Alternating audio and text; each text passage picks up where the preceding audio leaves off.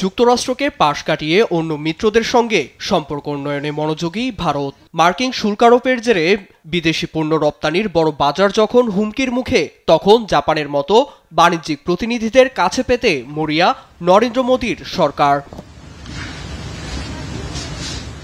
সেই লক্ষ্যে শুক্রবার ভারত জাপান শীর্ষ বৈঠকে অংশ নিতে টোকিওতে যান ভারতের প্রধানমন্ত্রী নরেন্দ্র মোদী।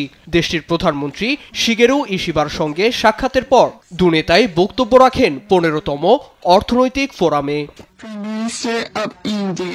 নিজ বক্তব্যে ভারতের সঙ্গে কৌশলগত সম্পর্ক উন্নয়ন ও অর্থনৈতিক উন্নয়নে পারস্পরিক সহযোগিতা প্রত্যাশা ব্যক্ত করেন জাপানের ইশিবা।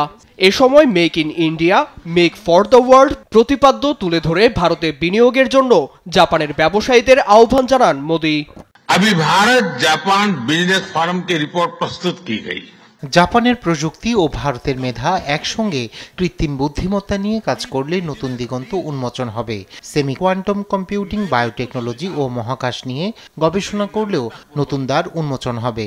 आपके समक्ष रखना चाहूंगा, জাপান দ্বিপাক্ষিক বাণিজ্য চুক্তির আওতায় ভারতে 68 বিলিয়ন মার্কিন ডলার বিনিয়োগ করবে বলে জানায় নিক্কেই এশিয়া।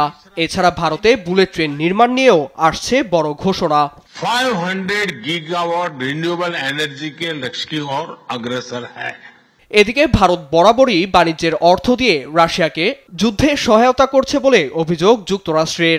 সামাজিক যোগাযোগ মাধ্যম এক্সের এক পোস্টে ট্রাম্পের বাণিজ্য উপদেষ্টা পিটার নাভারো লেখেন, ইউক্রেনের শান্তির প্রতিষ্ঠার চাবি এখন দিল্লির হাতে।